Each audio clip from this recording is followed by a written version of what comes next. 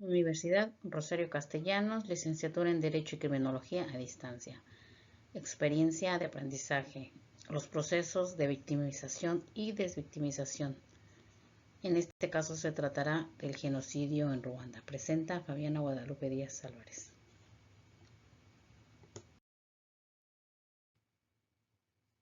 El genocidio en Ruanda inició el 7 de abril de 1994. Estamos hablando que ya estamos a 29 años de haber ocurrido estos hechos.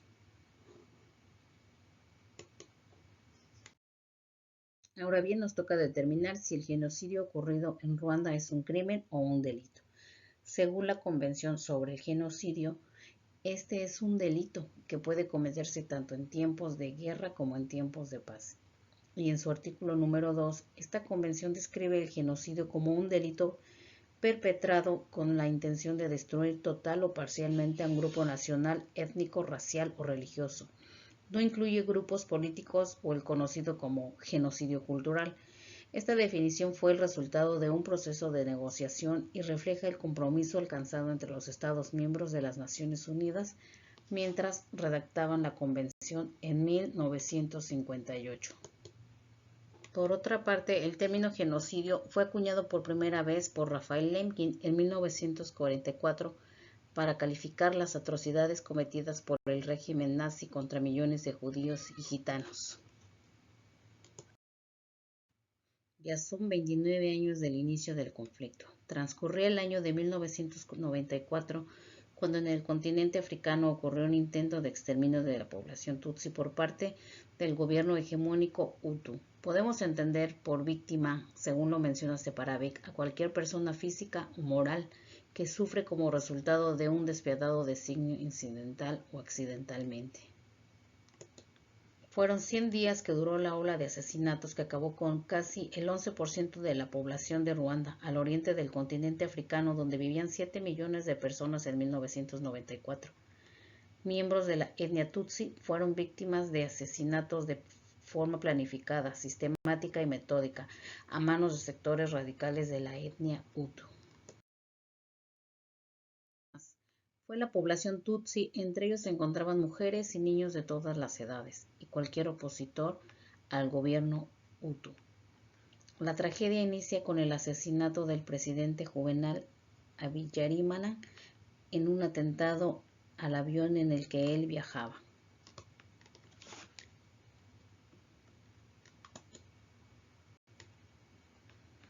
Aunque la muerte del presidente dio inicio al genocidio, existía un conflicto más profundo cuyas causas se remontan al periodo colonial del siglo XIX, cuando los belgas tenían el control del país y empezaron a clasificar a la población de acuerdo a su etnia.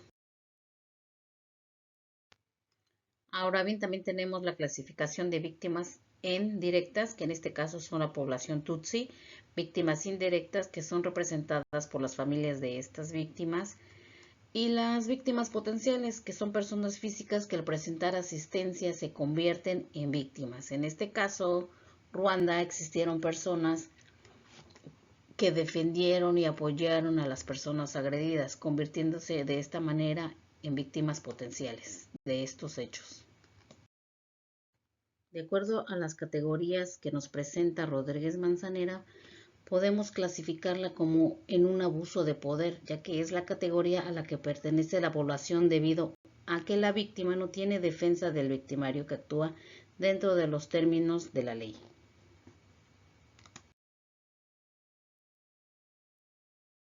Ahora veamos el proceso de victimización.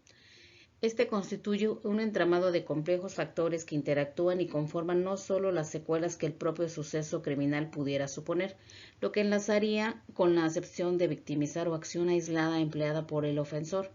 Además, incluiría todos aquellos elementos que como consecuencia de la acción ilícita o antisocial ejercida por tercero pudiera desprenderse. En este caso, las consecuencias, algunas de estas serían las secuelas psicológicas derivadas en estrés, ansiedad, trastorno postraumático, entre otras. Todas estas secuelas repercutirán en su bienestar posterior. Recordemos también que a mayor vulnerabilidad, mayor riesgo de victimización. El proceso de victimización también incluye el hecho criminal, que en este caso es el genocidio. Se presenta la característica del ofensor. ¿Cuál es? Pues es la motivación de recuperar el territorio y terminar con la población que había sido elegida por los belgas y que poseían más privilegios. En este caso era la población Tutsi.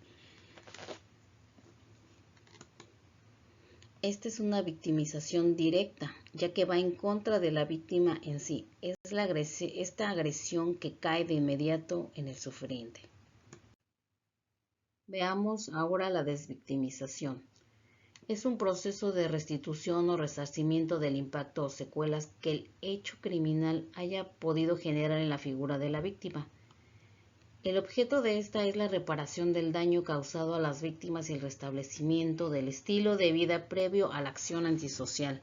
La víctima presentará en un inicio la fase de shock, que es un momento inmediato a la realización de la conducta antisocial. Después tendremos la fase de negación, en la que la víctima experimenta incredulidad o incerteza ante el hecho ocurrido. En la fase de aceptación, el sujeto no tiene conciencia de lo que ha sucedido, no acepta su condición de víctima, por lo que al final la fase de organización se adapta paulatinamente a su anterior estilo de vida.